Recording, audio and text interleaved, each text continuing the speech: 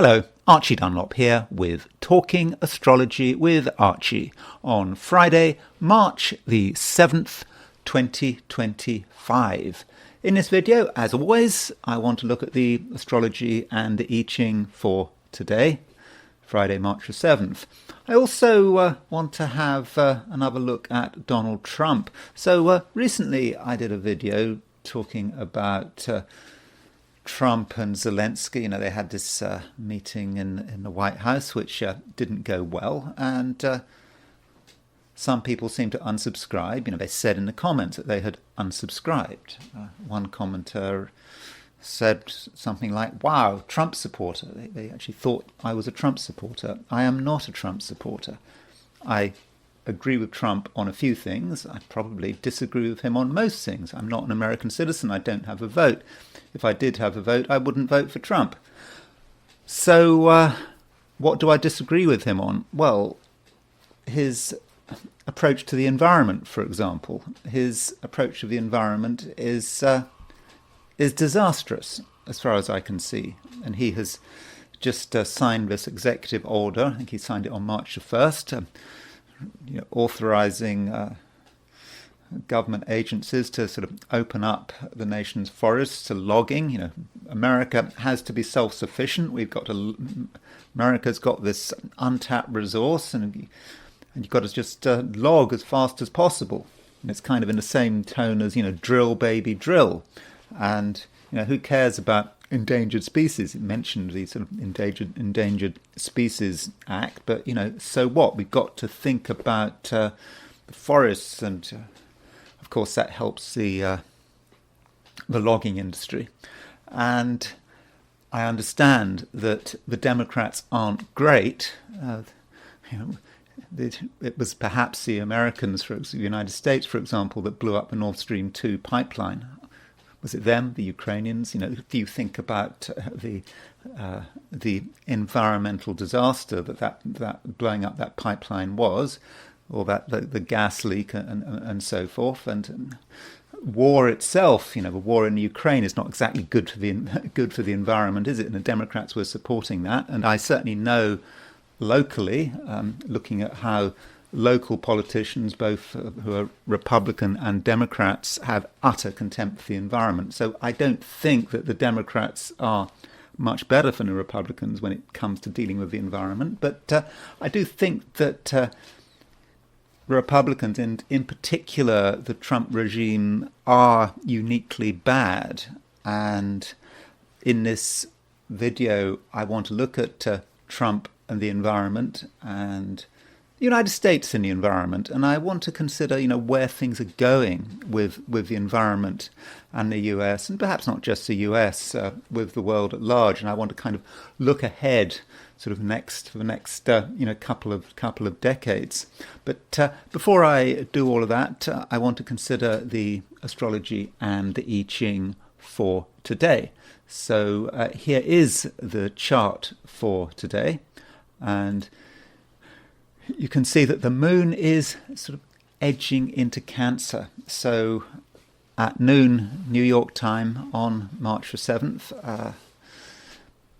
moon is at 0 degrees Cancer. So if you're in the Americas, for the first half of the day the moon is in Gemini. For the second half of the day the moon is in Cancer.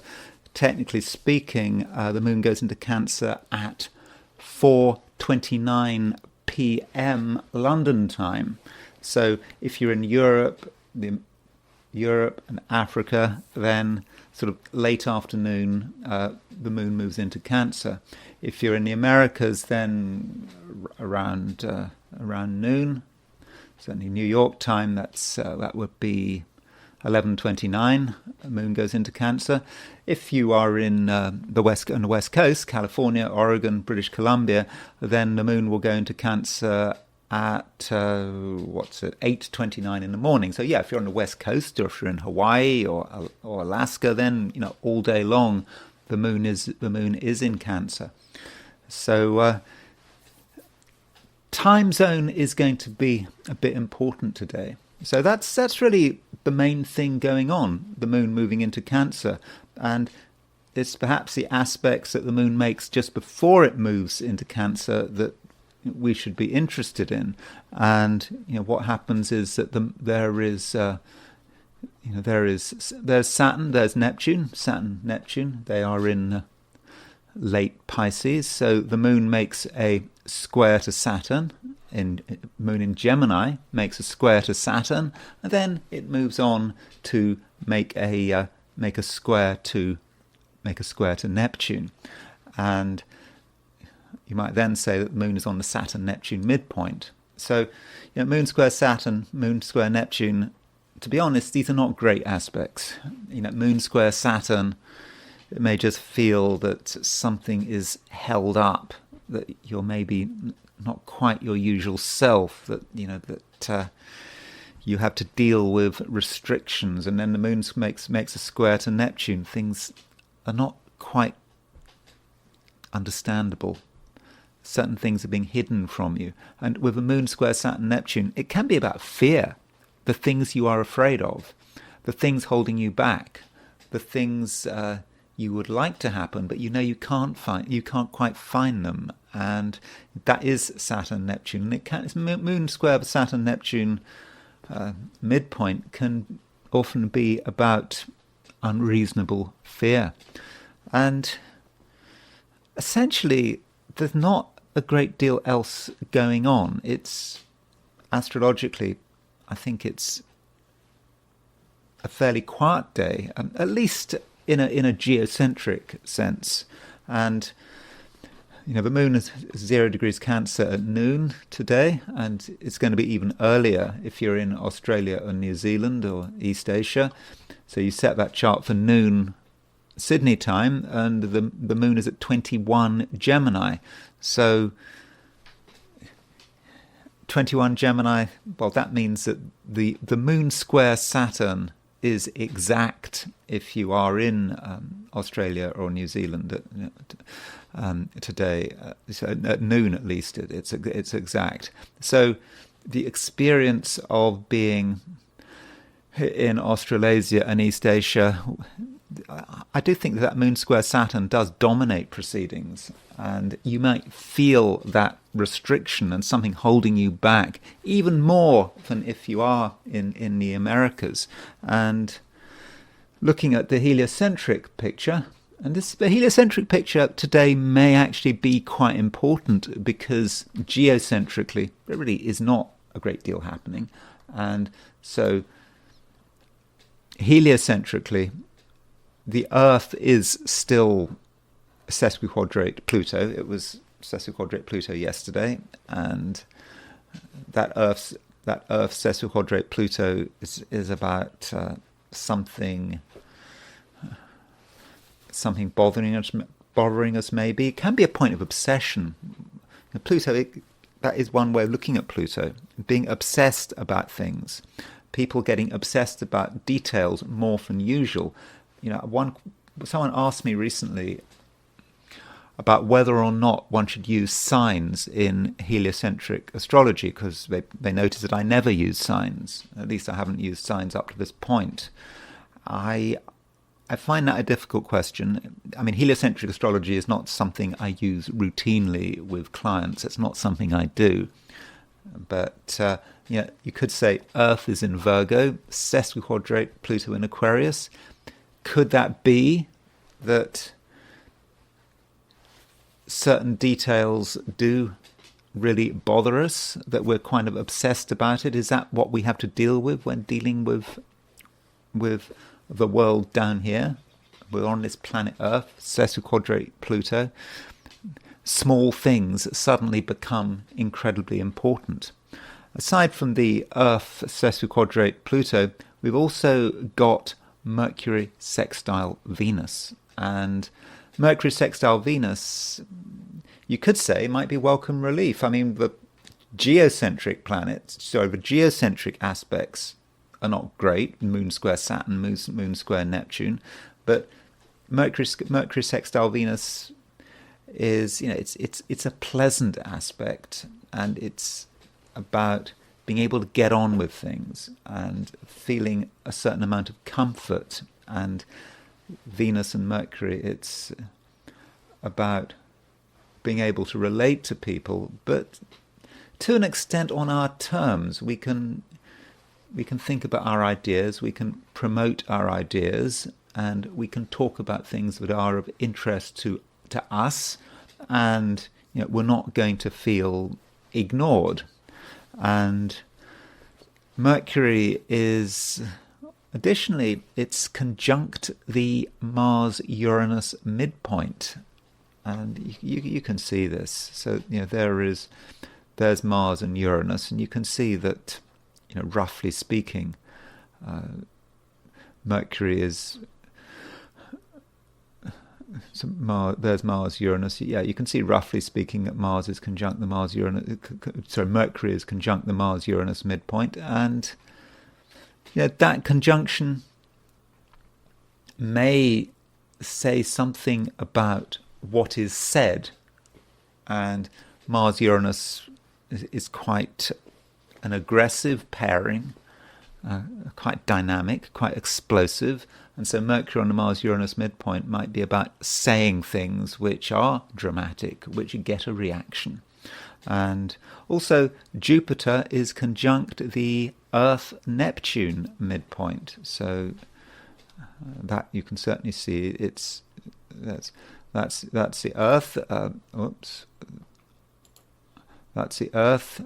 That's Neptune, and there is Jupiter on the Earth-Neptune midpoint. And so the Earth-Neptune midpoint could be about everything we don't understand happening down here on Earth. But then Jupiter is on that Earth-Neptune midpoint.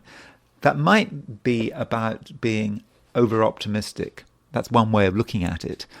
It could also be about taking advantage of other people's confusion. Who is taking advantage of other people's confusion? Who is able to benefit from it? Though in a positive sense, you could say that Jupiter on the Earth-Neptune midpoint could be quite spiritual, looking beyond the material, being able to see something sort of wider, not so ephemeral, not so mortal, something that just goes on, and perhaps being able to understand the underlying motivation of the cosmos and the universe. So that could be a way where you might see Jupiter on the Earth-Neptune midpoint. So now I want to look at the 12 signs, and as I've already said, I don't actually think there is a lot going on. And this week, last couple of days, astrologically, there hasn't been a great deal going on, and some of my readings for the 12 signs have probably been shorter than usual, and I would imagine that in many cases I won't be saying my usual 5 minutes per sign. It might be less, because it isn't necessarily a great deal to talk about. So these are my forecasts for the 12 signs for today, which is Friday, March the 7th, 2025. Aries. Aries, things are changing. The moon is moving from Gemini to Cancer, and it's one of those annoying days when your time zone might actually be quite important, and I have to give a uniform reading across all time zones. So with the moon moving from moving from Gemini to Cancer, you feel, Aries, that there are things that you want to say, that you want to communicate, but there may be this question about whether anyone is listening. They might have been listening yesterday, but are they still listening today? It might be the case that if you haven't said it already, then you might have missed your chance, and maybe it's time where you just need to wait. And there are things that are concerning you. You may not even be able to to actually say precisely what they are, but there's just something holding you back now, and you're not ready to take the next step. And also you may feel that it's not a time for moving around. If you do go from place to place, you may find that it's taking longer than usual. You might get stuck. I don't know. Could be stuck in traffic if you're traveling by car. So things really could be rather slow. And Aries, it's important that you don't take external events too seriously. They should not really impact your sense of happiness, because at the moment it is about you fundamentally, and it's about what you can do and what you can't do. And deep down there are things you can do that aren't dependent on anyone else. They're not dependent on how the outside world is configured. You actually deep down have a sense of possibilities, and that's very real, even if your external environment seems to be increasingly negative in terms of encouraging you to make things happen. I mean, and I'm talking about something quite short term here. I mean, don't worry about it too much. And as the day progresses, as the moon moves from Aries into Cancer, then you might feel that things slow down even more, but you start to feel comfortable about it when the moon moves into Cancer. Whenever that is. I mean, it could be this morning if you're in California. It could be well into tomorrow if you're in Australia or New Zealand. Well, I say well into tomorrow, probably 4 a.m. or something like that. But whenever that changeover happens, you will feel better. You'll feel that you are in the right place, you've made the right decisions, and you'll feel comfortable about not doing anything. And just finding that sense of comfort could take a long time. And so Aries, what you don't need to do or don't want to do is just be sort of thrashing around, looking for something, trying to say something, and the words just don't come out. Even if the words do come out, no one listens. And in the end, Aries, it's just about finding your spot and not feeling you have to do anything. And when you reach that point, that's when you feel a genuine sense of freedom, a sense that you don't have to do anything. You don't have to do what you're told. You can just be yourself in your own private world. And today, that's probably what you should be striving for. Taurus,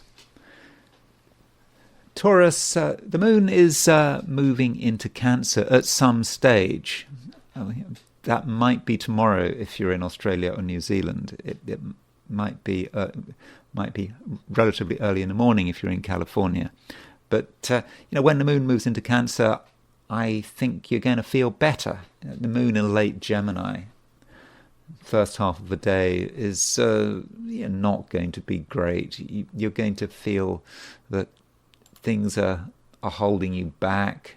You might be concerned about material issues, maybe money issues. You might feel as if they're weighing you down, or you have to worry about money, or you have to worry about making sure that everything is done properly. And with the moon in Gemini, just having to do lots of things that you don't really want to do, and have to worry about lots of things that you don't have to do, have really know what to do and know what to do with. And it just could be a lot of energy just wasted, and feeling that you're somewhat isolated. And then the moon moves into Cancer, and straight away you feel a whole lot better. The moon is a planet. Okay, I know it's a satellite, but technically, but the moon is a planet which has a good relationship with Taurus. I mean, the moon is exalted in Taurus. You could almost regard the moon as being your co-ruler, because the moon has that link with Taurus by exaltation. And so when the moon is in Cancer, you feel better. Your mind feels better. I mean, in a sort of a mental sense, you feel calmer, less agitated. You don't feel so much that there's anything that you desperately have to do. And also when the moon goes into Cancer, it has a harmonious relationship with the sun, because the sun is in Pisces, and over the next day or two the moon will make a trine to the sun in Pisces. So moon in Cancer allows you to just be more relaxed, and also the things you say are going to sound more effective, more calming.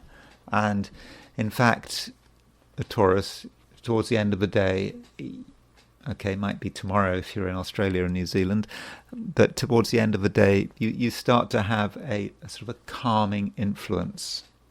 People like what you say.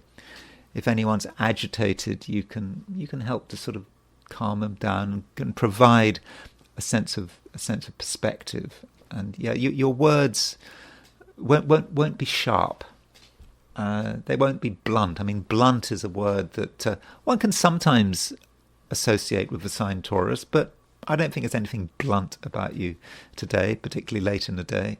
And you are, in general, quite going to be quite a reassuring influence. And don't ever push things too far with what you have to say. People will just understand you.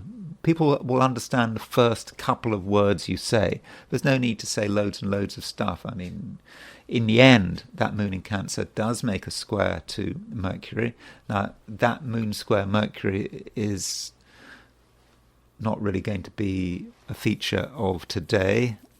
Okay, it might be very late in the day if you're in the Americas, that moon square Mercury. And that moon square Mercury might encourage you to go too far in terms of what you say.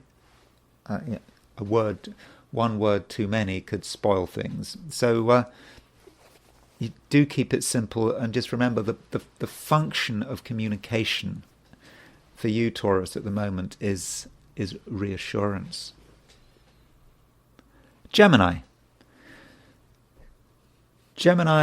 the moon is leaving your sign today. Okay, it could be tomorrow, early tomorrow morning if you're in Australia or New Zealand.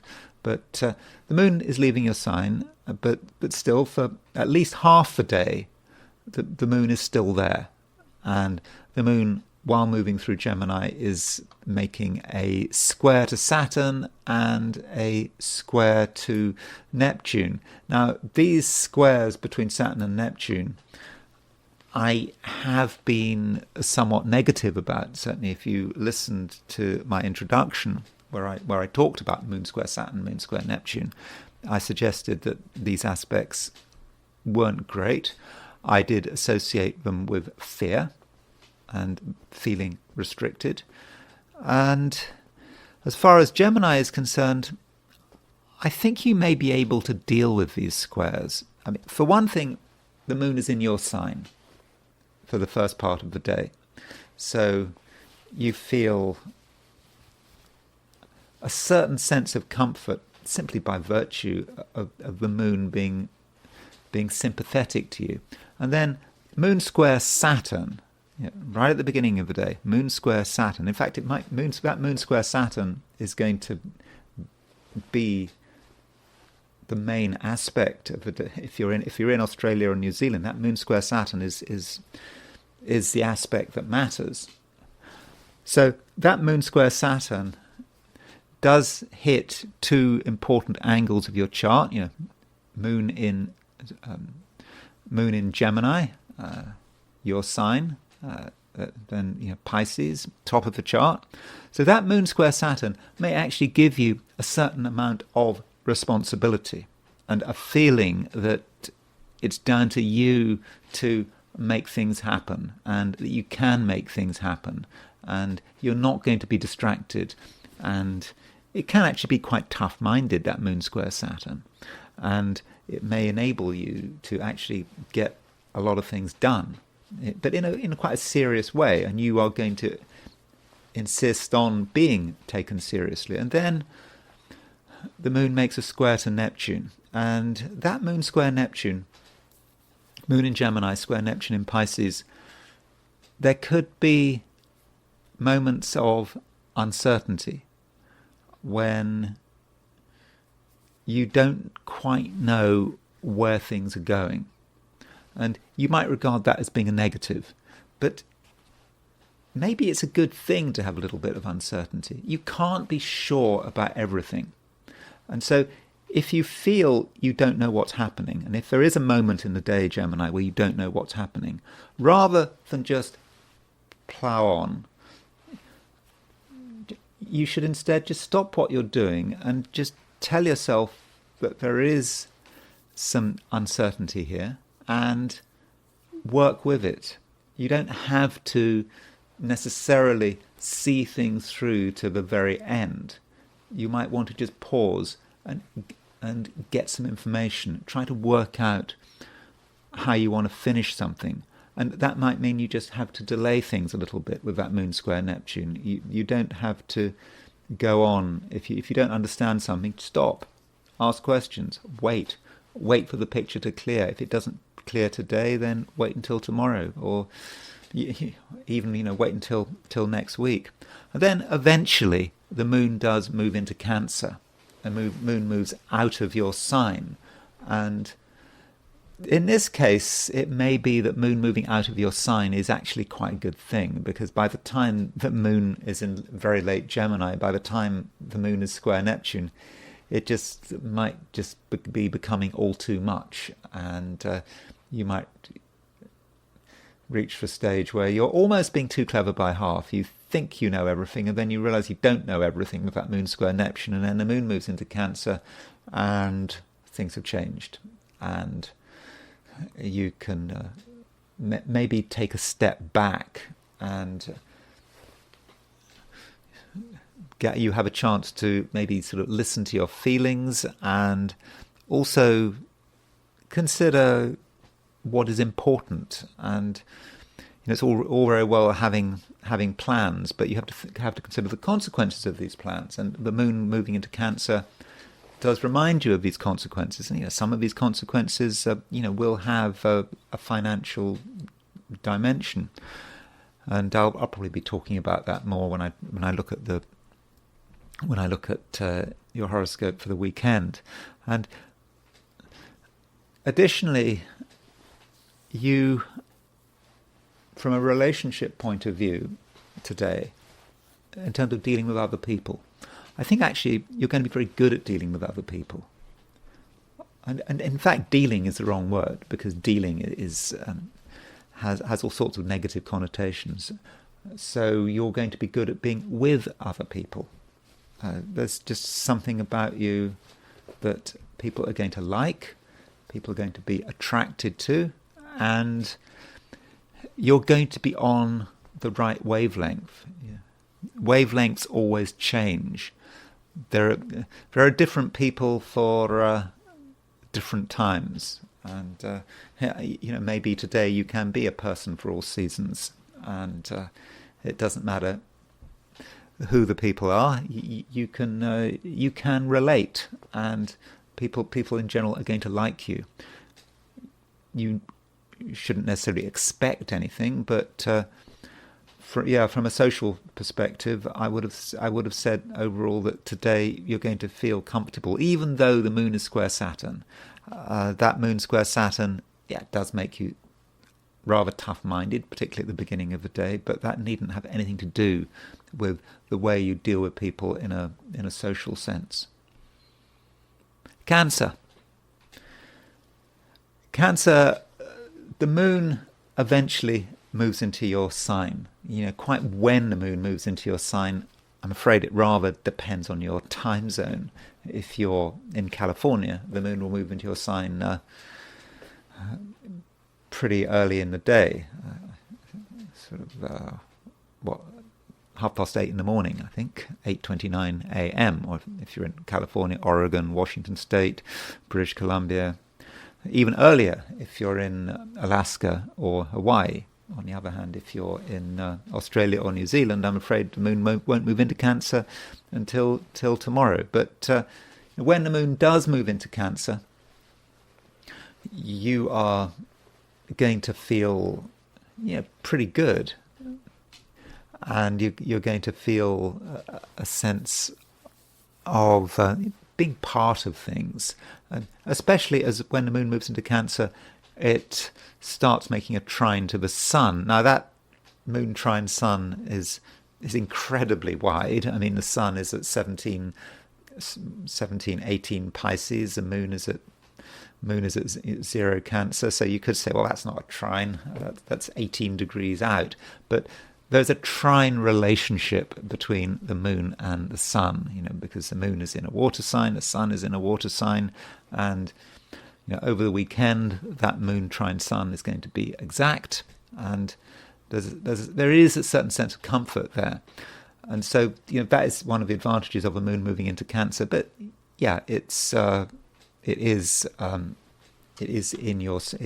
to be in your sign, and that's going to give you a fair amount of freedom, I would have said, and also an increased ability to really tell people who you are and what you want, because the moon, when it moves into Cancer, will start making a square to Mercury in Aries, and that moon square Aries means that you can be very clear about how you want things to be done, and your ideas, and what you like, what you don't like.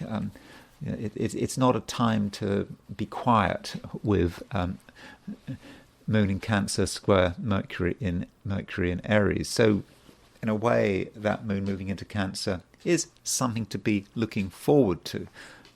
Now, if it's early in the day, and if you're in Europe or Australia or New Zealand, for much of the day, maybe all of the day, the moon is going to be in Gemini. So if you're in Europe, if you're in England, UK, for example, the moon is in Gemini until 4:30 in the afternoon, 4:29 in the afternoon, and so for much of the day, the moon could be in Gemini. And so with the moon moving in Gemini, it may be a little bit uncomfortable, because the moon is, it makes a square to Saturn, and it makes a square to Neptune, and that moon square Saturn may hold you up a bit, and it may give you a sort of a passing sort of negativity, and you may feel that not everyone is on your side, and you may also feel that your ideas and other people's ideas are just not connecting. And then moon square Neptune, which I think that most Cancerians at some stage in the day are going to feel that square between the moon and Neptune. It can be a very confusing influence. Moon is you, square Neptune, the planet of confusion. What is going on? And on a more positive note, moon square Neptune can have a spiritual side to it. It can allow you to tune into something higher than yourself, look beyond the immediate scene, and you might be able to benefit from that. But still, it could be somewhat confusing. But it's a short-lived aspect, and in the end, the moon does move into Cancer, and the moon will be in Cancer tomorrow as well. It will really sort of gather strength. It will move towards that trine, moon trine sun over the weekend. So overall, Cancer, things get better and better. And so if you feel today that things aren't always working well, that you're still trying to deal with things, don't worry about it. It's short-lived, and Yeah, and as the day progresses, as you move into tomorrow, the overall situation steadily improves. Leo, the moon starts the day in Gemini. It ends the day in Cancer, and it may be a time, Leo, where you just feel that things are slowing down a bit, that you can't do quite as much as you'd like to be doing. And if you try to make an impact, you might be disappointed with the result. It might be that, what was working yesterday doesn't necessarily work today. And you might find just the environment you're in to be a little bit unsettling, and it just doesn't give you a great deal of support.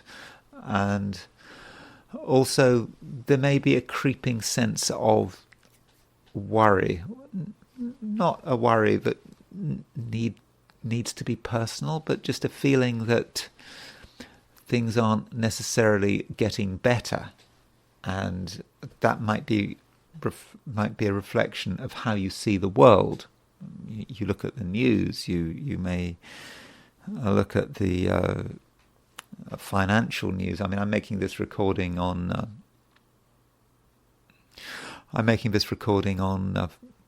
Thursday morning, and pretending that it's Friday. Some people don't like that I'm pretending that it's Friday. I mean, it is Friday pretty much in Australia or New Zealand. I start my day at the dateline. That's how I should start my day, at the dateline.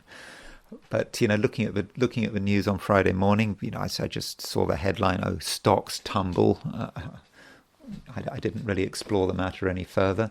And there's all these concerns about tariffs and the economy and employment, and it's all happening. And Leo, you're not isolated from that, especially at the moment. You do feel it. You feel what's happening around you, and it might be that one reason for that is that the Sun, which is your ruler, is starting to make a conjunction to Saturn, and that's possibly something we need to talk about. So the Sun is around 4 degrees from making that conjunction to Saturn. So today's sort of Friday, so Saturday, Sunday, Monday. So by the beginning of next week, there will be an exact Sun-Saturn conjunction. And that Sun-Saturn conjunction is about reality. It's about your reality, and it's also about the world's reality. And you might take it personally. That doesn't mean you need to take it personally, but you might well take it personally, and that might be about some of your concerns with this growing influence of this Sun-Saturn Sun-Saturn conjunction. And at some stage today, or it could be tomorrow, early tomorrow morning, if you're in Australia or New Zealand, the moon moves out of Gemini and moves into Cancer, and that may say something about your weekend. The moon moving into Cancer, with the moon moving into Cancer as you move into the weekend, it's just perhaps possibly a feeling that you don't really want to be involved. You've got better things to do. You're quite possibly going to enjoy your own space in your own way, and if you are tempted to say anything, talk to people, you might feel that you might in the end regret it, because finding agreement could be hard work. But just go with the flow with that moon moving into Cancer. When the moon moves into Cancer, really, Leo, I don't think that you should feel pressurized. You might just need time to reflect.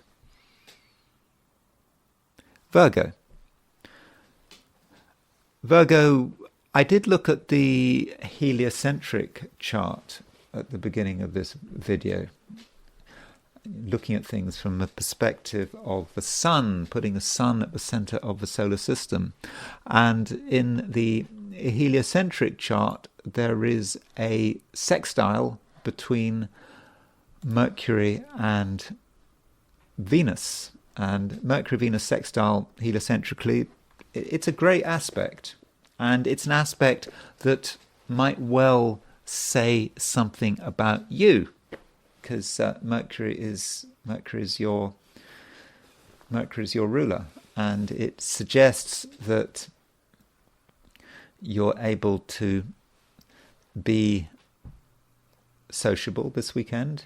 No, sorry, not this weekend. It's not the weekend yet. Friday. You can. It's Friday. You can be sociable. You can be a pleasant person, and you'll know what to say, what not to say, and you'll be able to discuss things that are important to you. And, sometimes when we discuss things that are important to us, we just feel that no one cares. People aren't listening. People are not interested. But today, I think they will be interested. And you will know how to present yourself. There's always a right way to present yourself, and it can change.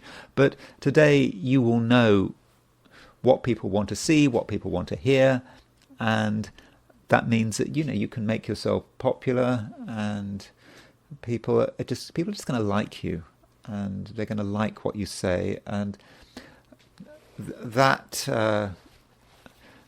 popularity will improve as the day continues and into tomorrow.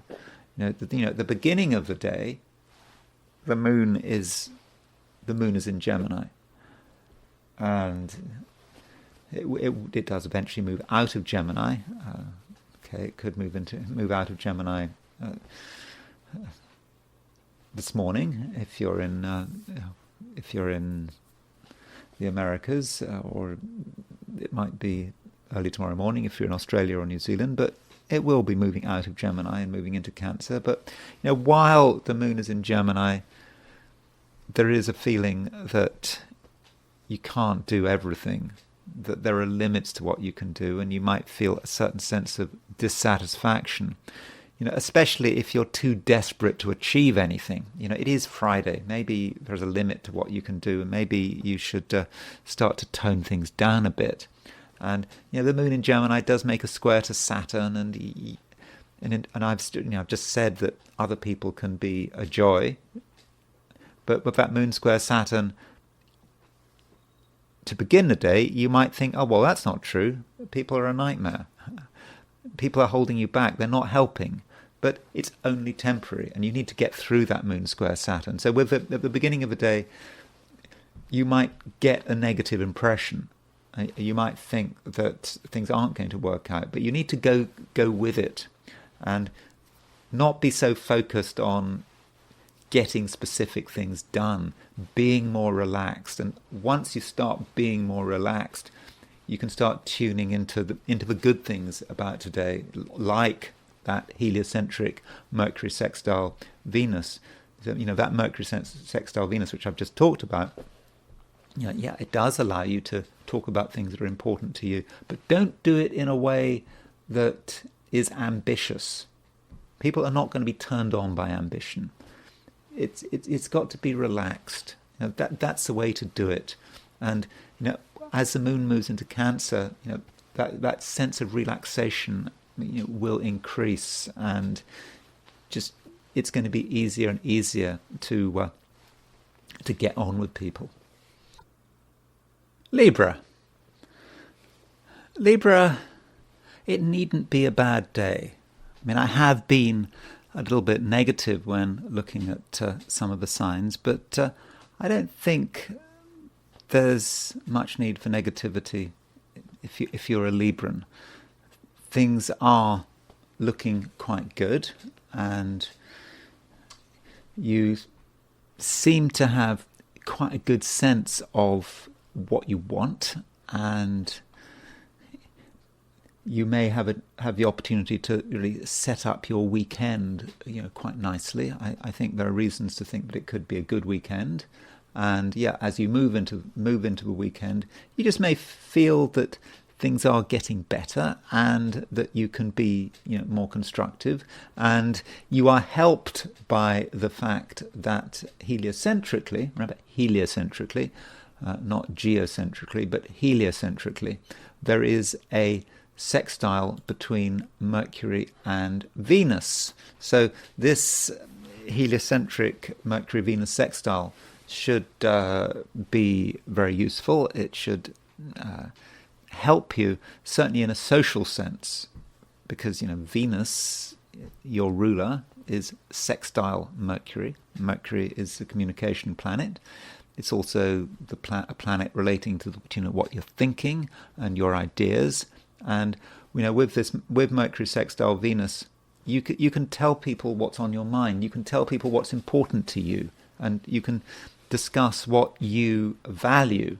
And in the end, you will be listened to, and you can actually be quite impressive. And you do it without trying. So there's no need to make a special effort to impress anyone. Just be yourself. Say what you feel is important, and this Mercury Venus aspect will help you evaluate your own ideas and your own projects. And if you need advice, then I don't think you should have any difficulty getting it. Now, right at the beginning of the day, you might nonetheless have a certain sense of negativity. You might not think it's going to be a good day. The moon is making a square to Saturn right at the beginning of the day. In fact, this moon square Saturn could be quite late in the day. If you're in Australia or New Zealand, I think that moon square Saturn is around noon. It's right in the middle of the day. So that moon square Saturn might bother you. That might give the impression that no, you're hitting a block here, that you can't go any further, that your ideas for the future aren't working, that you're getting criticized, that there's no point. But that is just something temporary. Once the moon moves on from that square to Saturn, things start getting better, and then the moon moves into Cancer, and moon moving into Cancer is great.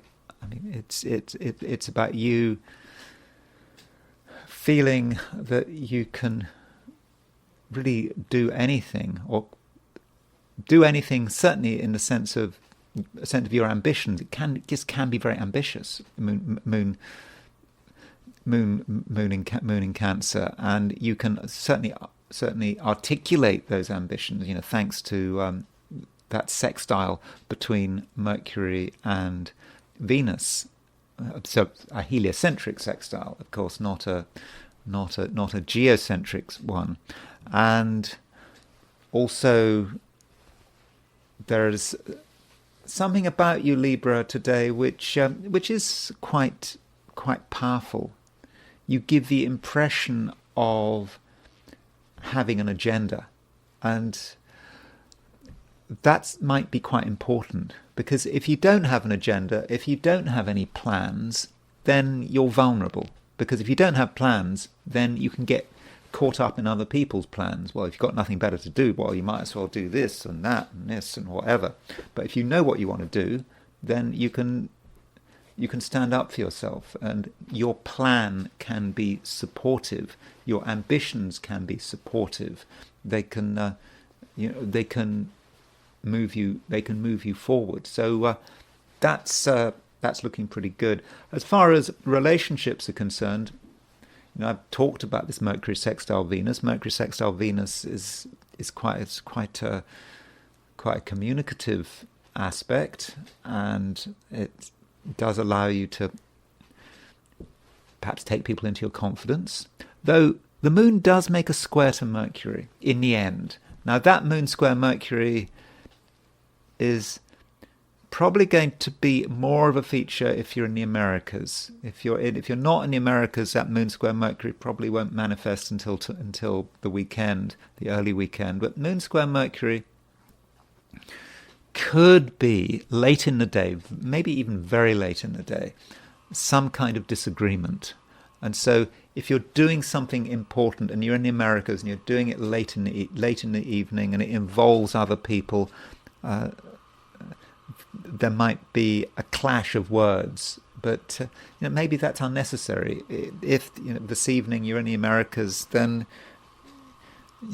take it easy. Don't feel there's anything you have to do. And in particular, don't feel that there's anything or anyone that you have to talk to. And whatever you're doing, Libra, just don't forget you're powerful.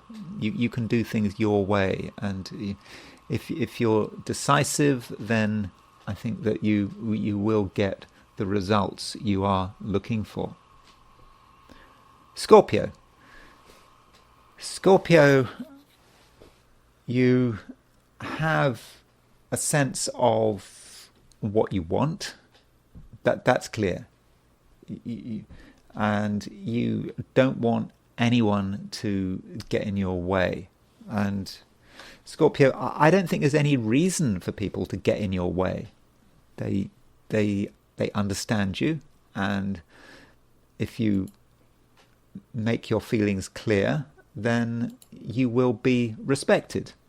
And if there's really something that you absolutely feel that you must do today, then maybe you should just go ahead and do it, of course, within reason. Also, Scorpio, it's possible that something recently has been bothering you, and you have been slightly concerned about it, and the concern fluctuates, but it's still there. There is this concern. And today, not just today, but it's just it may be as you move into the weekend, and maybe you've already experienced it, there just may be a sense that something that you thought was bothering you is actually no bother at all. It's just not worth the effort. Or it's even possible that you get some kind of news, you get word that it's okay, that something you thought was a real problem is actually no problem at all. Now, I'm not inviting you to be complacent there. If there is something worrying you that you need an expert to really tell you that there isn't a problem, and then do consult the expert. I'm not asking you to make the decision yourself that everything is fine, but you just might have a sense that actually things aren't quite as bad as you'd thought. And once you've got that sense, you might just have a great sense of inner freedom. And we can perhaps see this sense of inner freedom if we look at the moon. The moon is always important in astrology, and the moon starts the day in Gemini and it ends the day in Cancer. Okay, if you're in Australasia, or if you're in Australia or New Zealand, then the moon doesn't get into Cancer until early tomorrow morning, early Saturday morning. But when the moon moves into Cancer, whenever that is going to make you feel better. Moon in Gemini, if you're a Scorpio, it's not the best sign for the moon to be in, and there's a lot to consider. And the moon in Gemini is making a square to Saturn and making a square to Neptune, and there might be just things bothering you, things worrying you. Okay, I've just said though that if there's anything worrying you, relief may be at hand. You may find an answer to your worries. You may realize that there's actually nothing to be concerned about. But when the moon moves into Cancer, that moon moving into Cancer, well, if you're in the UK, for example, that's 4:29 in the afternoon. If you're in continental Europe, or certainly Paris, Berlin, Rome, that's 5:29 p.m. So whenever that happens and the moon moves into Cancer, that sign change really does work for you. It just makes you feel better, and it allows you to not be so concerned about annoying details, other people's problems, other people's issues. You can start to be yourself, and you can start to soar, soar into the sky. And that's just a reminder that, certainly according to Aleister Crowley, one of the symbols of the Scorpio is the eagle. The eagle is is Scorpio at the absolute highest level, and so that's asking you to get some height.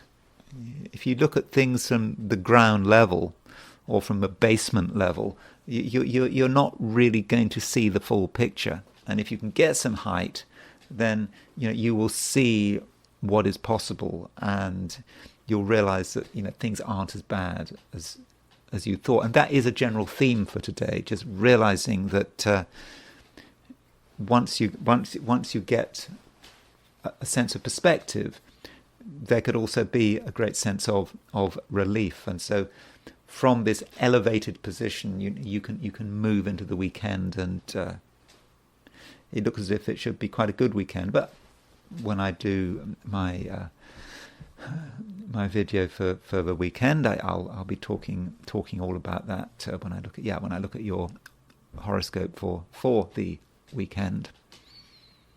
Sagittarius,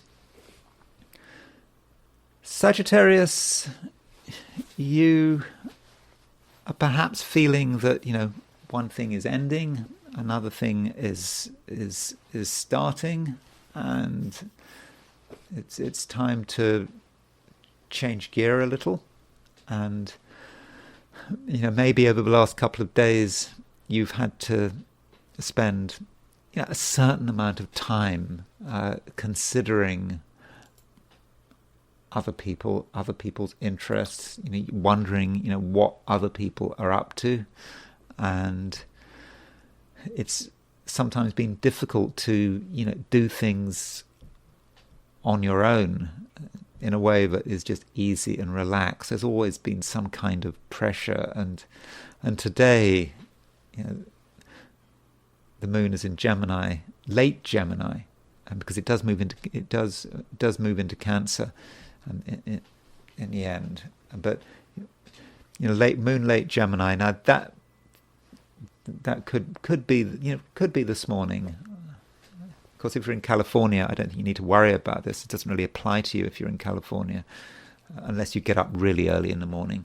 But there is this moon square Saturn feel at the beginning of the day, moon square Neptune, and that does make you feel that you can't do stuff. You're being restricted. Other people are holding you back. No one's being clear. Difficult to know what's going on, and you might take the view that that's the way it is, but of course it's not the way it is. It's just something passing. And as the day progresses, as you move away from that moon square Saturn, you're going to feel better, and you're going to have a greater sense of freedom. And then the moon changes sign and it moves into Cancer. And this move into Cancer is probably a good thing.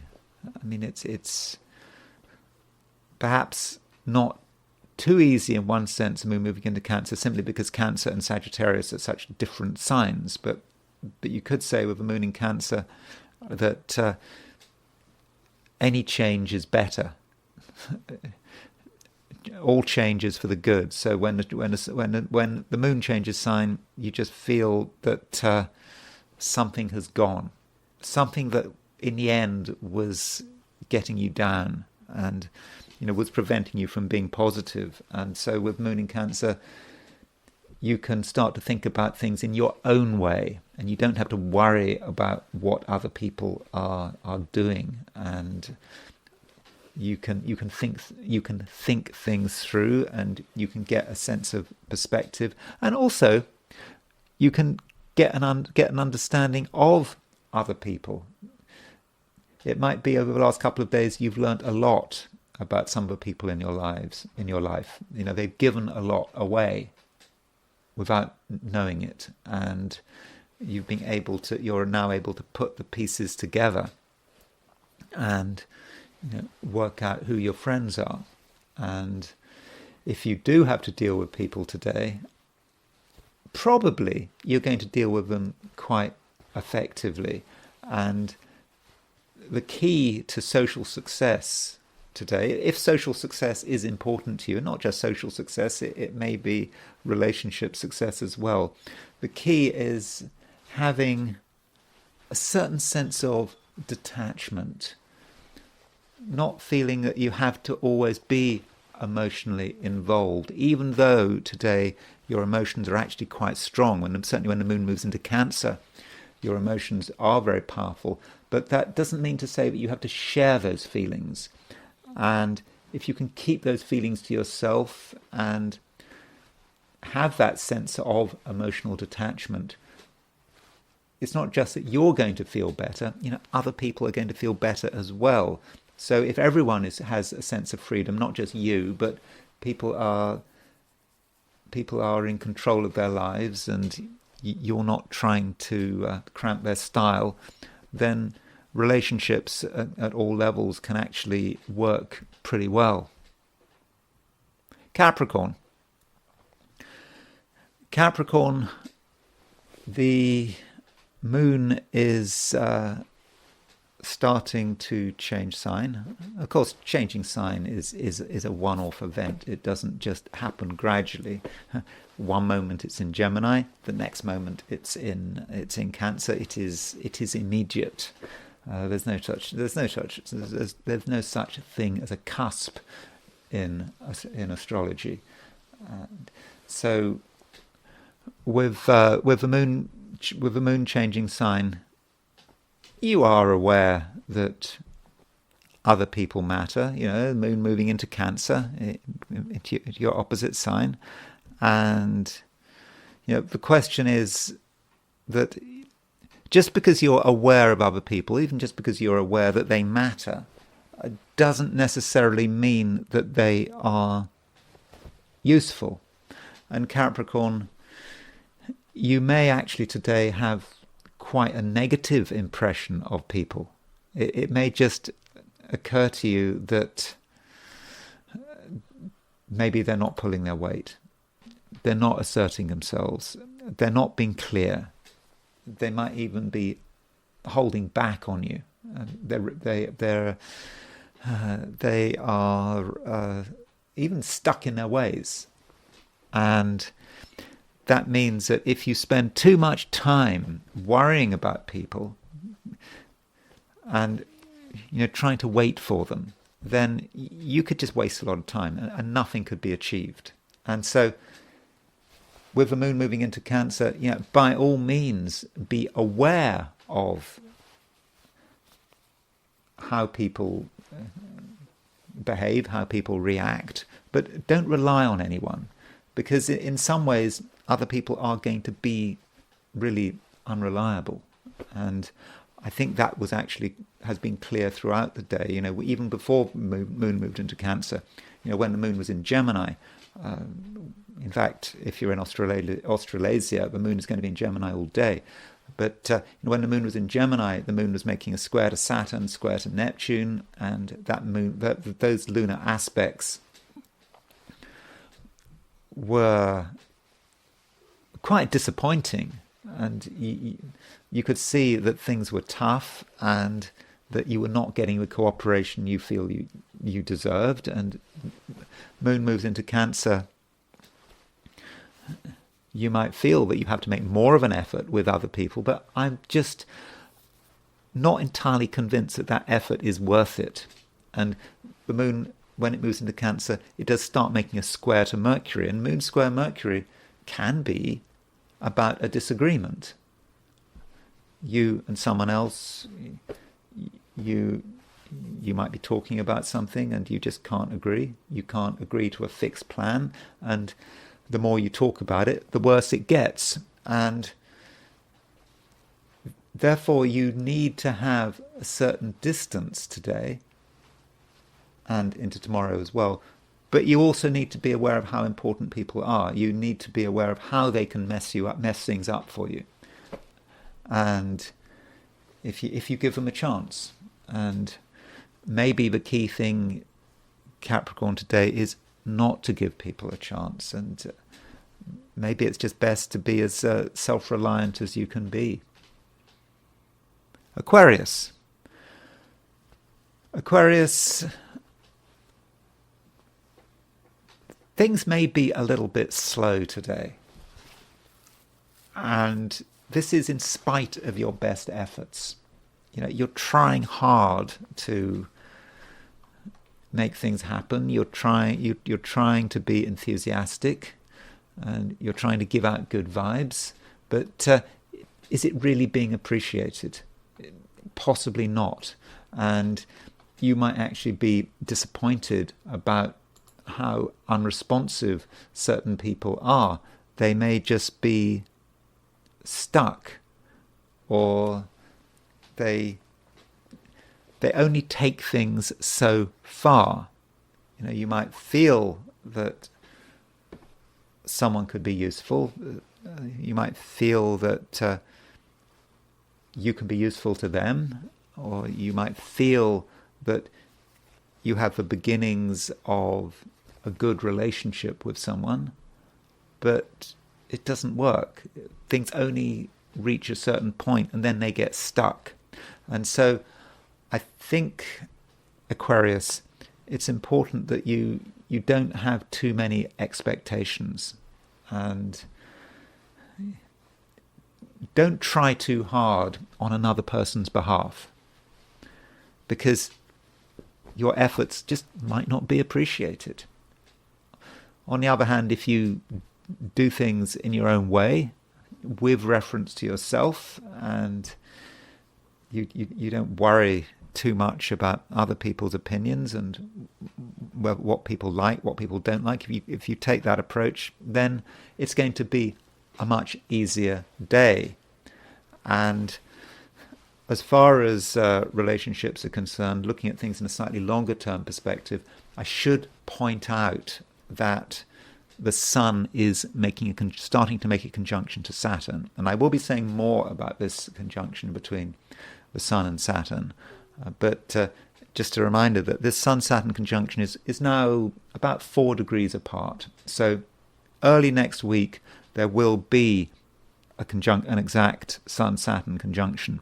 And in the Aquarius chart, this Sun-Saturn conjunction could have a lot to do with relationships. And now you're starting to feel that Sun-Saturn conjunction, and this may be messing things up for you. You may feel that relationships are not actually working quite as you expect. And in one sense, yes, you've got to be self-sufficient and you've got to look after yourself, and you mustn't be reliant on other people, particularly if other people are just stuck in their ways. They're not doing anything. They're not prepared to move. They're not prepared to compromise. That's one way of looking at it. But also, Aquarius, do consider the kind of impact you are having. You have a power of your own. You have the ability to influence people's behavior.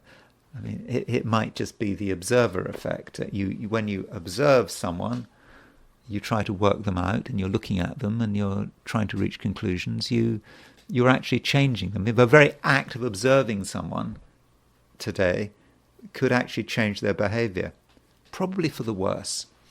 And it could be that some people are starting to find you a little bit too much, or they don't quite know how to deal with you. And that's affecting their behavior, and you see that change in their behavior, and you think that's about them, when in fact it might be about you. But I wouldn't worry about it too much. We will be talking in greater detail about this Sun-Saturn conjunction, over the next couple of days. Pisces. Pisces, the moon is moving into Cancer, and quite when this moon movement into Cancer happens, it kind of depends. If you're in California, moon moves into Cancer at 8:29 a.m. today. If you're in New Zealand, then the moon doesn't move into Cancer until tomorrow. But one way or another, the moon is going to move into Cancer, and as a Pisces, that is, I would have said, something to welcome. Moon moving into Cancer, moon is moving into your sign, and the moon will be in Cancer through most of the weekend. In fact, when does the moon move out of Cancer?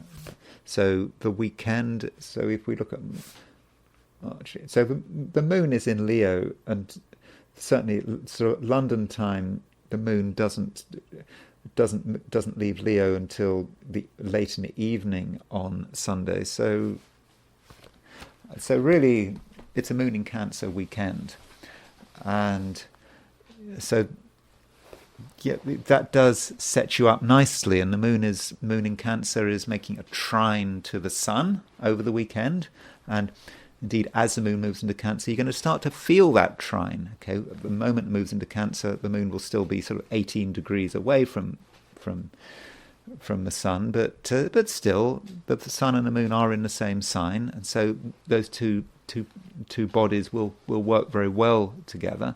And with the moon moving into Cancer, you're going to feel more positive and probably more extroverted and more confident. With the moon in Gemini, you might have sometimes felt that things were holding you back, especially late Gemini, because the moon in Gemini was making square to Saturn, square to Neptune, and that moon square Saturn could have been a bit difficult. It's quite controlling. I mean, who was doing the controlling? It might well have been you doing the controlling, but your desire to be in control was just messing things up. Yeah, it might have made you feel safe and secure, but was it particularly happy and free-flowing? I don't think so. And so when the moon moves into Cancer, there is a sense of relief, and you feel you can relax, and other people are going to feel that as well. They're going to find you an easier person to be around. And so, if yesterday, or there have been a few difficulties with anyone, not serious difficulties, but if there have been misunderstandings or incompatibilities, there might have been something about you and the kind of impression you were giving. And once the moon moves into Cancer, you're just calmer, and you're more relaxed, and you're more confident, and you have a greater sense of who you are and what you can do. So overall, today is a transition. In general, you move from being relatively rigid for a Piscean. I know Pisces is a flexible sign, but being relatively rigid with that moon square Saturn, to being more open-minded, more creative, and more able to deal with other people in a relaxed way. And those are my rather brief forecasts for the 12 signs. Sorry I was brief, but really there wasn't much to say. I mean, the main aspects were really moon square Saturn, moon square Neptune, moon going into Cancer, and really, that was pretty much it. And now I want to look at things from a different perspective, from the perspective of the I Ching. So these are my forecasts. It's not my forecast at all. This is my I Ching reading, and so I always start with a question. And my question is this: what is Friday going to be like for those watching the I Ching section of this video? And the first hexagram I got was hexagram number 1, which is the creative, a very powerful hexagram. It is the first hexagram, and all the lines are unbroken. It's pure positivity. And so, we start the day thinking about what we can do, what we can achieve. And really, we shouldn't be too specific about it, because the creative is difficult to define. If you try to define the creative, you weaken it. And with the creative, we often think of the dragon. The dragon is emerging, and the dragon is about raw power, and you want to make things happen. But the question is, where are you going with it? I mean, there is a possibility that you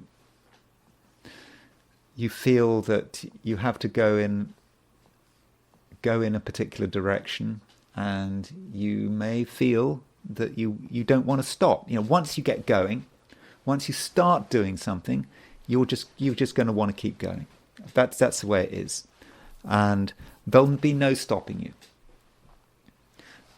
But the top line moves. Now, the top line in the I Ching is often not fortunate. And the top line of the creative indicates that you go too far. You're doing very well, but you go beyond your limits. You have boundaries today. And if you work within those boundaries, you're going to be absolutely fine. But because the top line moves, there is a danger that you exceed your boundaries. And it may be that within a specific area, you are powerful and things happen your way. But as soon as you move out of that area, you lose your power. And you have to make absolutely sure that you do not go too far. Because if you go too far, things could go wrong very quickly. And all of that energy which was working in your favor could actually start to go against you. And I was reading the Legge translation. James Legge translated the I Ching. It was sort of one of the first popular translations of the I Ching. It's kind of been superseded by the Wilhelm translation, but the Legge translation it's quite brief. And one phrase it uses with this line, it says, "The bow should not be always kept drawn," and that gives us a sense of relaxation. If we are tense all the time with this top line, we're always ready for movement. We take things too far, and we just can't relax. And that might also be about what this hexagram is about. Not knowing when to relax. We are overdoing the creative. We're taking it too far, and we're in this constant state of tension, and it just does exhaust us. Even if we don't go beyond our limits, we can still be over alert, and that can really grind us down. And top line moves, that means that we move to a different hexagram, and the hexagram we move to is hexagram number 43, which is breakthrough. And this hexagram is problematic, and it does indicate a danger. Maybe this danger has taken place is there because we have gone too far. We've taken something beyond the limits, and we're on alien territory. We're in enemy territory even, and if we're not careful, we're going to get ourselves into real trouble. and this hexagram talks about the cries of the prisoners, and we are alerted by the cries of the prisoners. Now, who are these prisoners? These are people in our army who are in the process of being captured by the enemy. And so we hear these cries, and the I Ching it's not actually telling us to go and rescue these prisoners, it's telling us to get out. We're being warned. Think for yourself. So it may be that in the end, we hear stories about other people running into problems. We don't want that same thing to happen to us. So we have to take action. And so having maybe gone a bit too far, we have to realize when to stop. And we do get a chance to get out, to back off, to flee. And that's something that in the end today we might have to do. And finally, I want to look at the environment. And recently, I think March the 1st, Donald Trump has had this executive order. He really wants the United States to use its resources, to take its ancient woodlands and to just maximize them, turn them into money. I mean, what's the point in having trees just lying there doing nothing? America needs to be self-reliant, and this is a problem. And it seems to me that it's not just about Trump. Certainly Trump doesn't seem to care too much about the environment. I mean, I think he did make comments about the problems of windmills killing birds, but does Trump really care about windmills killing birds? I don't know. I'm not going to speculate on that. And Trump is you could say that Trump is president of a country that doesn't really care about the environment. It's not just about Trump. I mean, Trump is a product of his country. And so let's actually start by looking at the horoscope of the United States. So the United States chart, if we look at the United States' chart, we maybe do get the idea of a country that doesn't really care about the environment. And so this is the chart set for 5:10 p.m.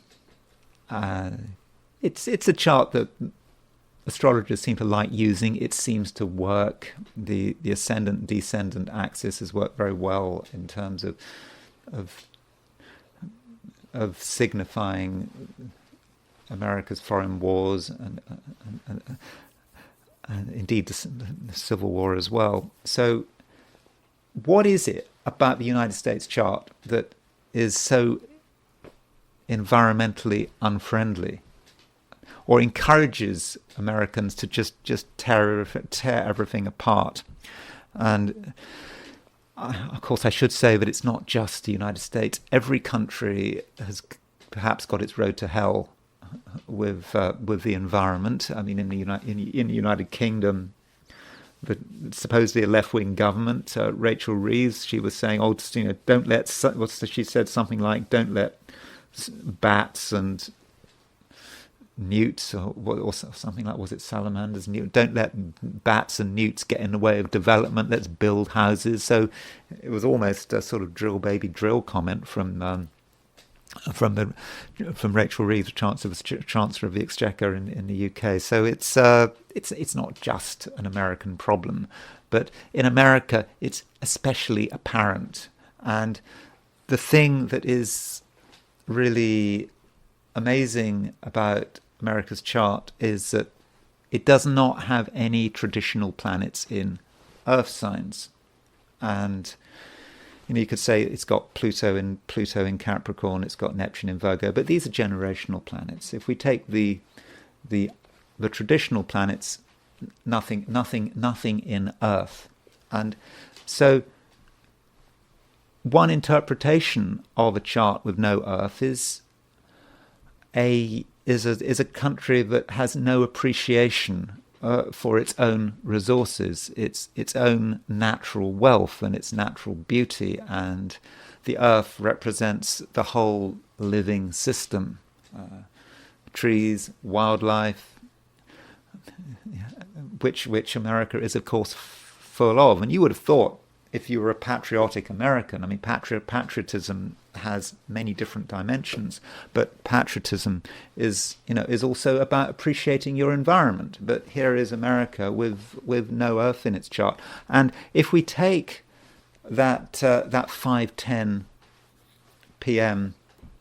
time, all of the planets are, except the moon. The moon is below the horizon. But you've got all these planets above the horizon, so it's very action orientated. Let's just go for it, and let's make the most of it all. And so, if you've got no Earth, there can be an issue here about value. That famous phrase. You know the price of everything and the value of nothing, and that can be a feeling with the United States having no Earth. And with Earth, there's always that sort of sense of compensation. The United States doesn't really understand the Earth, the real meaning of the Earth, yet compensates for it with an obsession with money, that money can solve every problem. And you see this in terms of recently, looking at the city I'm living in, where there was this, they're building a warehouse, they cut down a huge number of oaks, and the company cutting down the oaks, they paid a mitigation fee of quite a few $100,000. But the idea is that you can destroy something. These oaks, they take several centuries to reach maturity. And these oaks, some of them are older than the Republic. They just get cut down. But then you can pay money just to mitigate it, just to mitigate the damage. And that is incredibly American in terms of this chart, that somehow money can be the answer to everything. And in a strange way, it reminds me of what some people say about in Saudi Arabia. Saudi Arabia, I don't know whether this is true or not, but I've heard that if you kill someone in Saudi Arabia, what happens to you is not dependent necessarily on the law getting punished, whether you go to a prison or you go to be executed, but you might be able to do a deal with the family, that you could perhaps pay them sufficient money to mitigate the death. And it's the same thing in America. You kill a load of trees, these trees that take centuries to reach maturity, but you can mitigate it. Of course, a few $100,000 does not mitigate fully the damage caused by the destruction of the trees and everything that is reliant on those trees. But it does seem to be a very American approach, and I think that also links to the legalism here in America, that somehow it's okay to not to do a full environmental survey because it says so in the law, and so because the law says it's not really environmental damage because the law says so. I do think that is important, and I also think that in some respects America's contempt for its environment, and I must make it clear that I'm not singling out America. It's to do with all of that stuff in Cancer. Those planets in Cancer, and Cancer is a sign which is about the home, of course, but it's about what is yours, and it is mine. It is my patch of dirt, and I can do what I like with it. And you don't want to have rules saying you can't cut down this, because what about the poor property owner? It's the property owner. Property rights are sort of dominant here. Although with the trees and these forests, this is something that has been that America has actually recognised. It's in spite of everything in this chart. Who set up the national parks? Was it Theodore Roosevelt? And so there is an appreciation of America's natural beauty, and it seems that Donald Trump has uniquely taken it upon himself to attack this. And I think it might then be a good idea to look at Donald Trump's chart. Now, Donald Trump's chart, here is Trump's chart. And the thing about Trump's chart, like the country he rules, like the country he is president of, Trump does not have any planets in Earth signs. He really doesn't have any planets in Earth signs, not even the transpersonal planets. No Uranus, no Neptune, no Pluto, no planets in Earth. And he is, in some respects, like his country. He is obsessed about money. And he seems to have no connection with the environment. He doesn't really seem to care about the environment. And he is just uncomfortable in terms of dealing with the natural world. And so you got him as a president, he compensates with his obsession with money. I mean, he is obsessed about money, and I think that there are real question marks about whether or not he has got any business talent whatsoever, the art of a deal and so forth. It has been said that if Donald Trump had have just kept his inheritance from his father, put it in the stock market and just left it alone, he would be a lot richer than he is now. But he squandered it on his various enterprises, his gambling enterprises. So he's not necessarily as successful a businessman as some people give, as he gives himself credit for.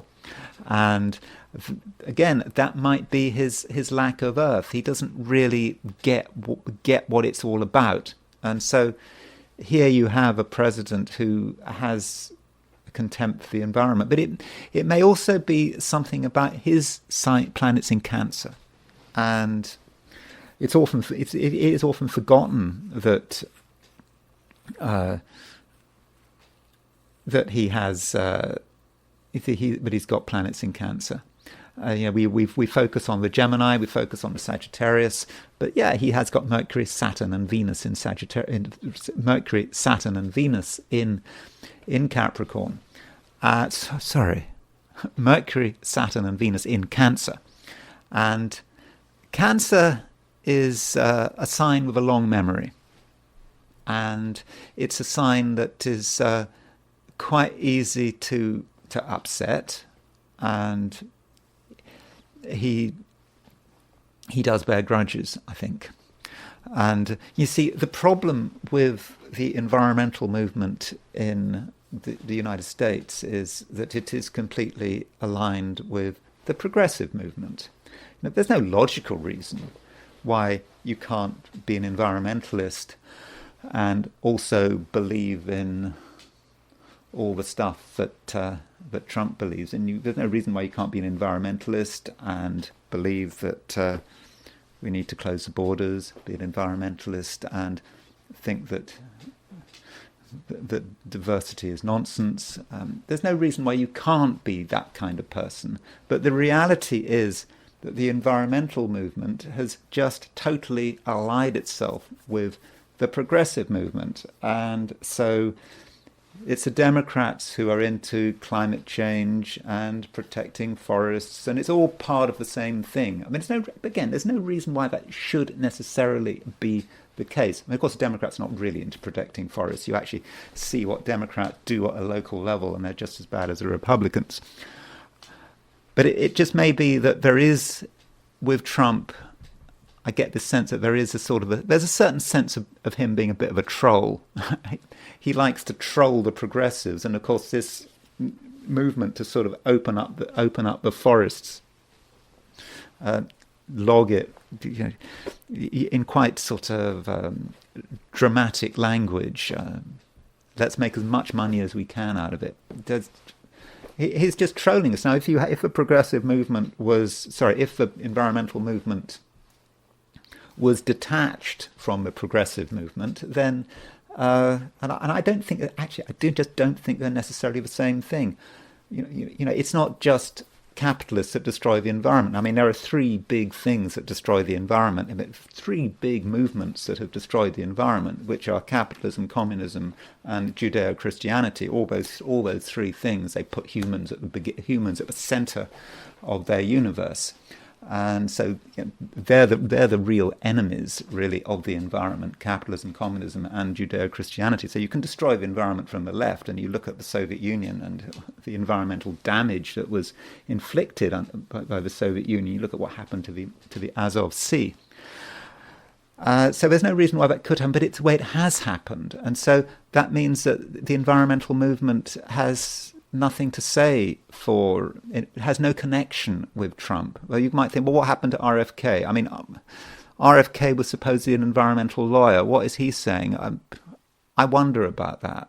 And in terms of, questioning RFK's morality. I mean, I don't have any opinions on RFK, by the way, but it seems to be a bit uncomfortable that you've got supposedly this environmental lawyer who is part of the cabinet of such an environmentally destructive government.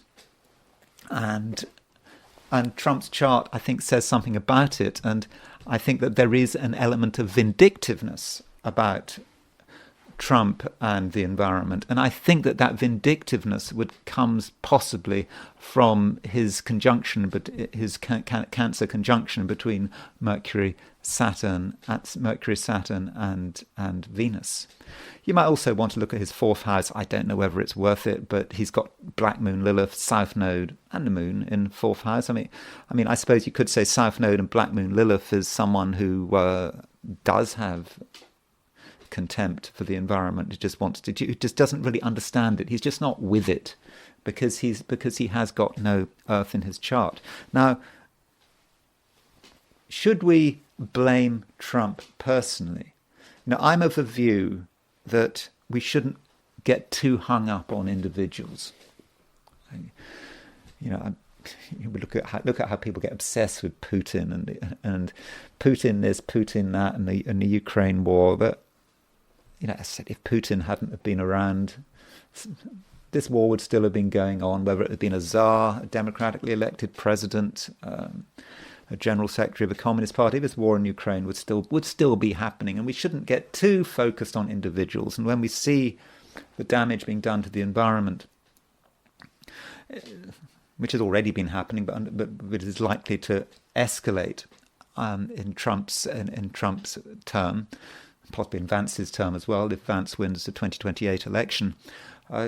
Should we personalize it? It just may be something that's going to be happening anyway. And I think that there are reasons to be very, very worried about the environment over the next, quite a long time. I'll explain. Right now, we have Saturn and Neptune in Pisces, and both these planets are about to go into Aries, and I'm particularly concerned about Neptune going into Aries. Now, going back to the United States' horoscope, the United States has its IC at 1:03 Aries. If we take 5:10 p.m. as its birth time, this is a time that I think does seem to work quite well. So what the United States has at the moment, what is about to happen to the United States, is that Saturn and Neptune are about to go across the IC. They're about to go from the third house into the fourth house. Now, the fourth house, certainly in a mundane chart, in a chart of a nation, could be about the land and what happens to the land. And this year, next year, we've got Saturn, Neptune retrograding across the IC. And so that is going to be Saturn going into the ice, going into the fourth house. It may just be an attack on America's environment, of the United States' environment. Saturn going through Aries, and that's one thing we should be thinking about. The fundamentals of the country, its natural resources, its environment, are under real threat. And then Neptune is going into the fourth house as well. Now, by the way, Saturn is going to stay in. Saturn stays in Aries until I think it's 20. It moves into Taurus in the summer of 2028. In fact, there it is, April the 12th, 2028. Washington time, just before midnight, Saturn moves into Taurus. So that immediate period of Saturn moving through Aries, which really covers Trump's whole term pretty much, it's just 6 months before the election, or just less, is that right? Around 6 months before the election.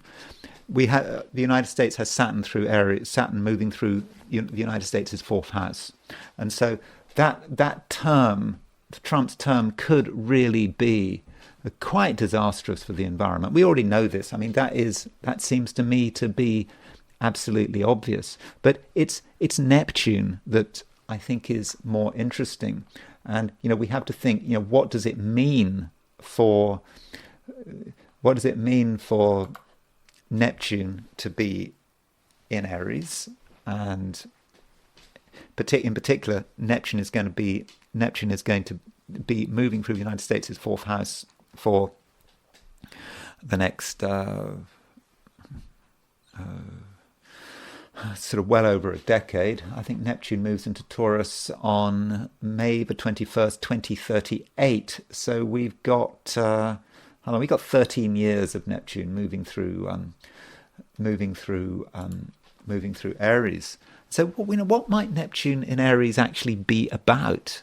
And so, I mean, you could say Neptune moving out of Pisces is probably going to be the end of all this sort of woke diversity stuff.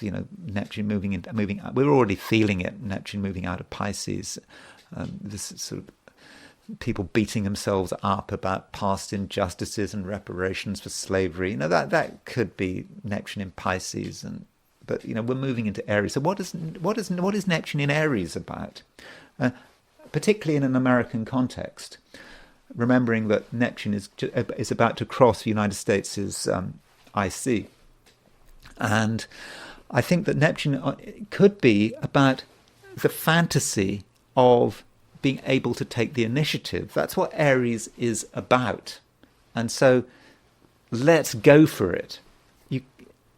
Let's tear the environment up. We can do what we like. It's Aries. We do not have to think about the consequences of what we do. It's all about us. And this is almost like, in terms of the environment, the sort of apparent antidote. People are turning against net zero, climate change. People just are sick of the restrictions that's creating, high fuel prices. We've got to think about economic growth. We must think about the short term. Remember, Aries, we've got to do it. We've got to do whatever we need to do to drive economic growth. And the environment is just, look at trees. It's just money sitting there. Don't think about it aesthetically. Think about all the boards you can create, all the money you can do. And that would be Neptune in Aries. And we just go for it. And so I think that, particularly in a US context, that Neptune in Aries is going to be catastrophic for the environment. It's going to be a time when all those concepts of climate change, the environment, precious wetlands, endangered species, just forget it. Okay, there will be the environmentalists on the fringe, but Neptune Aries is just going to completely just go for it. And so this could be a period, but it is actually catastrophic for the environment, especially in the US. And then you have to ask, when does it change? Well, I think the time it changes is going to be when Neptune goes into Taurus. So this is Neptune going into Taurus. Now, it's kind of quite depressing to look at this chart. I mean, I'm 60. What am I? I'm 62 now. I'm coming up to 63 in May. So I'm going to be. This is just going to be just before my. Hold on, let's get this right. How old am I going to be? I'm born in 1962. So this is going to be just before my 76th birthday that Neptune moves into Taurus, and if I'm still alive by then. And so Neptune in Taurus is what we take serious, not just what we take seriously, but what worries us, what we want to emerge into. And so when Neptune moves into Taurus, things will change. I think it's quite possible that the environment could suddenly become the major issue. Suddenly, people will start to take the environment seriously. I suppose it's the emergence of human consciousness, maybe, that people have to take their fellow humans more seriously, and they then start to think about animals, and then finally you get to think about the environment. How much damage is going to be done by then? But when Neptune moves into Taurus, people will look back at what was happening while Neptune was in Aries, and then people across the world will start to take the environment seriously, and people will look at how much damage has been done, not just by Trump and maybe Vance over 4 to 8 years, but how much damage has been done in general, and how priorities were completely wrong. And so is that something to look forward to? Well, in a way, Neptune in Taurus is something to look forward to. And that might be a time when environmentalists finally get to be taken seriously. But of course, environmentalists have to get themselves seriously, because the trouble about environmentalists is they've just become so tied to the progressive to progressive ideals, which really have nothing to do with the environment. But I think that that obsession with progressive values and ideas, I'm not going to go into details, I don't want to offend anyone, but it really has not helped the environmental cause. So I think that to conclude, maybe it's not Trump's fault. Trump is just an instrument of the universe. Maybe this was supposed to happen anyway. And it's just quite remarkable that neither Trump nor the United States has any have any traditional planets in Earth signs, and maybe just this is what Trump was going to do. Is it going to be any better with Vance? I don't know, but Vance is still his presidency. If he becomes president, he'll be president while the Neptune is in Aries. I mean, Vance does have some Earth in his chart, that is true, unlike Trump, but maybe things will change, but I don't think we can count on it. So I just wanted to conclude by saying, well, the environmental picture over the next 15 years, 13 years, does, I think, look very bad, and I think it looks particularly bad for the United States. And that's it. That's all I want to say for today. Sorry to be depressing. If you enjoyed this video, I'd be very grateful if you were to like it. If you're not subscribed, I'd be super grateful if you were to subscribe. And if you want to buy me a coffee, there is a link in the description. And I will talk to you again tomorrow.